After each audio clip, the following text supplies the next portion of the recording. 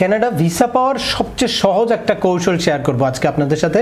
সেটা হচ্ছে can plus programme. কানাডার আইআরসিসির একটা প্রোগ্রাম আছে কানাডার ভিসাকে এক্সপার্টাইট করার জন্য বা খুব সহজে কানাডার ভিসা দেওয়ার জন্য, যেখানে কোনো রকম কোনো ব্যাংক ব্যালেন্স ছাড়া বা ফাইন্যান্সিয়াল ডকুমেন্ট ছাড়াই এই ভিসাটা নিশ্চিত করতে পারবেন এবং এটা খুব দ্রুত প্রসেস হয় বা এক্সপার্টাইটলি এই ভিসাটা প্রসেস করে।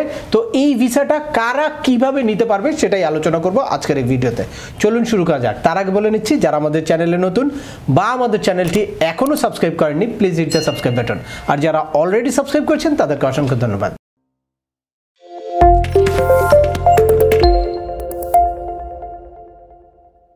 Welcome back. আপনাদের সাথে আছি আমি সেম আমিনুল বাহার। আমাদের এই চ্যানেলে ইউএসএ, কানাডা, অস্ট্রেলিয়া, ইউকে সহ ইউরোপের বিভিন্ন দেশের ভিজিট, পড়াশোনা, ওয়ার্ক পারমিট এবং মাইগ্রেশন সংক্রান্ত বেশ কিছু আপডেটেড ইনফরমেশন আছে। আপনারা যারা যেই টপিক্সে ইন্টারেস্টেড দয়া করে এই রিলেটেড সকল ভিডিওগুলো দেখবেন। এরপর ছোটোখাটো প্রশ্ন থাকলে ভিডিওর নিচে কমেন্টস করবেন। আর তারপরেও একান্ত কোনো ব্যক্তিগত পরামর্শ বা আমাদের কোনো সার্ভিস নিতে চাইলে ডিসক্রিপশানে থাকা হোয়াটসঅ্যাপ নাম্বারে অ্যাপয়েন্টমেন্ট বুক করে সরাসরি যোগাযোগ করতে পারেন। অ্যাট দ্য সেম টাইম আমাদেরকে ইমেইল করতে পারেন এবং আমাদের ফেসবুক পেজটি ফলো করে সবসময় আমাদের সাথে যুক্ত থাকতে পারেন। এ নিয়ে চলে আসি আজকের মূল আলোচনায়। আপনারা অনেকেই হয়তো থাম্বনেল দেখে অবাক হচ্ছেন যে কিভাবে সম্ভব বা কি ফালতু কথা বলছে, 7 দিনে কানাডার ভিসা পাওয়া সম্ভব, তাও কোনো ফাইন্যান্সিয়াল ডকুমেন্ট ছাড়া বা নিশ্চিত ভিসা। এটা তো কিছুতেই হয় না। আসলে নিশ্চিত ভিসা শব্দটা একটা সিম্বলিক অর্থে ব্যবহার করা হয়েছে। এইখানে এই ক্যান প্লাসের ভিসাগুলা মানে 100% ইয়ে হয়। আমি এই পর্যন্ত কমসে কম 28-29টা ভিসার জন্য অ্যাপ্লাই করেছি, একটাও রিফিউজ হয় নাই। তো এই ক্যান প্লাস ভিসার জন্য আপনি যদি এলিজিবল হন তাহলে ধরে নিতে পারেন আপনি নিশ্চিতভাবে ভিসা পাবেন যদি সঠিকভাবে আবেদনটা করতে পারেন। যদিও আমাদের দেশে অনেক এজেন্সি বা অনেকেই যারা কানাডার ভিসা প্রসেস করে তারা এই ক্যান প্লাস প্রোগ্রামটা সম্পর্কে জানে না। তো এই ক্যান প্লাস প্রোগ্রামটা হচ্ছে আইআরসিসির একটা প্রোগ্রাম যেটার মাধ্যমে খুব দ্রুতভাবে কানাডার ভিসা প্রসেস করা হয়। এটা 7 থেকে 10 দিনের মধ্যে এই ভিসাটা দেওয়া হয়। নর্মালি ভিসার জন্য যে ক্ষেত্রে 40 ওয়ার্কিং ডেইজ এখন আইআরসিসির টাইম শিডিউল, সেক্ষেত্রে এইটা হচ্ছে 7 থেকে 10 দিনের মধ্যে দেওয়া হয়। আর এখানে কোনো ফাইন্যান্সিয়াল ডকুমেন্ট অর্থাৎ আপনার কোনো ব্যাংক ব্যালেন্স বা আপনার ব্যাংক স্টেটমেন্ট, ব্যাংক সলভেন্সি এগুলা দেওয়ার প্রয়োজন হবে না। তো এক্ষেত্রে আপনারা কিছু ক্রাইটেরিয়া অবশ্যই মেনটেন করতে হবে বা আপনাকে এলিজিবল হতে হবে। এই প্রোগ্রামের মেইন কন্ডিশনটা হচ্ছে যে আপনি লাস্ট 10 ইয়ার্সের মধ্যে যদি কানাডা ভিজিট করে থাকেন তাহলে আপনি এই প্রোগ্রামের জন্য এলিজিবল হবেন, নাম্বার 1। আর নাম্বার 2 হচ্ছে আপনার যদি কানাডা ভিজিট করা না থাকে তাহলেও আপনি এই ভিসার জন্য অ্যাপ্লাই করতে পারবেন যদি আপনার ইউএসএর একটা ভ্যালিড ভিসা থাকে পাসপোর্টে যখন আপনি কানাডার ভিসার জন্য আবেদন করতে চাচ্ছেন। তার মানে শুধুমাত্র এই 2টা কন্ডিশন যদি আপনারা ফুলফিল করতে পারেন তাহলে নিশ্চিতভাবে আপনারা কানাডার ভিসা পেতে পারেন। অর্থাৎ যদি আগে আপনার কানাডার ভিসা থাকে বা আপনি 10 ইয়ার্সের মধ্যে কোনো এক সময় আপনি কানাডা ভিজিট করেছেন তাহলে আপনি এই ক্যান প্লাস ভিসার জন্য আবেদন করতে পারবেন। আর হচ্ছে ভ্যালিড ভিসা থাকলে ইউএসএ। তাহলে আপনাদের যাদের মানে ইনসাফিসিয়েন্ট ফান্ডের কারণে কানাডার ভিসা রিফিউজ হয়েছে বা ইনসাফিসিয়েন্ট ফান্ডের কারণে আপনি কানাডার ভিসার জন্য আবেদন করতে পারছেন না, তারা একটা কৌশল অবলম্বন করতে পারবেন। সেটা হচ্ছে আপনারা কোনোভাবে ইউএসএর ভিজিট ভিসা নিয়ে তারপর কানাডার জন্য আবেদন করলে এই প্রক্রিয়ায় কানাডার ভিসাটা আপনাদের নিশ্চিত করা সম্ভব। অনেকেই দেখা যায় যে আমাদের দেশে মানে ট্রাভেল হিস্ট্রি নাই, তার কিন্তু সে কানাডার ভিসা নিতে চায়, কিন্তু এখানে ট্রাভেল হিস্ট্রি না থাকলেও আপনার যদি ইউএসএতে যাওয়ার কোনো ভ্যালিড গ্রাউন্ড থাকে বা ইউএসএতে যদি আপনার ক্লোজ কোনো রিলেটিভস থাকে তাহলে ট্রাভেল হিস্ট্রি ছাড়াও কিন্তু ইউএসএর ভিসা নিতে পারবেন। আর ইউএসএর ভিসা নিলে তখন এই ক্যান প্লাস প্রোগ্রামের আন্ডারে আপনি কিন্তু ট্রাভেল হিস্ট্রি ছাড়াও কানাডার ভিসাও পেতে পারেন। যারা মূলত মনে করেন যে কিছুতেই আপনারা এই 2টা টার্ম ফুলফিল করতে পারবেন না তারা ভিডিওটা এখান থেকে কুইট করতে পারেন। আর যাদের পাসপোর্টে ইউএসএর ভিসা আছে বা যারা ইউএসএর ভিসার জন্য আবেদন করেছেন, ভিসা পাওয়ার সম্ভাবনা আছে, তারা পরবর্তী অংশটুকু শুনতে পারেন যে ক্যান প্লাস ভিসার আদার্স ক্রাইটেরিয়া কি বা এটা সাধারণ ভিসার সাথে কি পার্থক্য, এরকম যে ধরনের প্রশ্ন আপনাদের মনে আসতে পারে সেগুলোর কিছু আলোচনা করব এখন।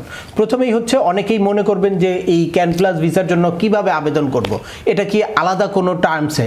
না, রেগুলার ভিসার জন্য যেভাবে আবেদন করে ঠিক সেই রকমভাবেই আবেদন করতে হবে। এই ভিসার অ্যাপ্লিকেশন ফর্মগুলা ঠিক একইভাবে আপনাকে ফিল আউট করতে হবে, বাট বিভিন্ন জায়গায় আপনার মেনশন করতে হবে আপনার যে একটা ভ্যালিড ভিসা আছে বা আপনি যে 10 ইয়ার্সের মধ্যে কানাডা ভিজিট করেছেন। এখন আপনাদের অনেকের মনে হতে পারে যে এইভাবে যেই ভিসাটা পাবো সেটা কি ভিসা, সেটা কি ভিজিট ভিসা নাকি আদার্স কোনো ভিসা? হ্যাঁ, সেইটাও টিআরভি বা টেম্পোরারি রেসিডেন্স ভিসা। নর্মালি আমরা ভিজিটের জন্য যেই আবেদনটা করি, যদি ওয়ার্ক পারমিটের জন্য, স্টুডেন্টের জন্য বা ভিজিটের জন্য আপনারা কানাডায় আবেদন করেন, তাহলে তারা একটা টেম্পোরারি রেসিডেন্স ভিসা দেয়, যেটা 6 মান্থ আপনি কন্টিনিউ কানাডাতে স্টে করতে পারবেন।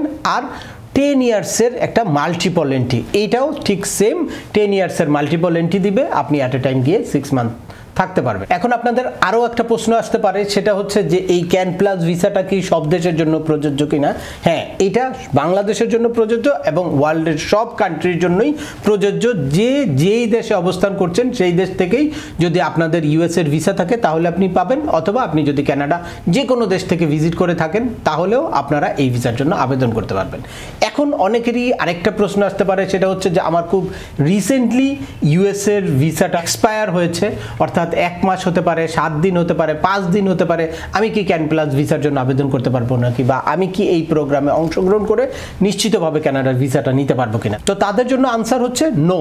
কারণ আপনি যখন কানাডার ভিসার জন্য অ্যাপ্লাই করবেন তখন আপনার ইউএসের ভিসাটা ভ্যালিড থাকতে হবে। এটা যে কোনো অল্প সময় হোক, এখানে কোনো টার্মস নাই যে 6 মান্থ ভ্যালিডিটি থাকতে হবে, 1 ইয়ার ভ্যালিডিটি থাকতে হবে, 2 ইয়ার্স ভ্যালিডিটি থাকতে হবে, সেটা না।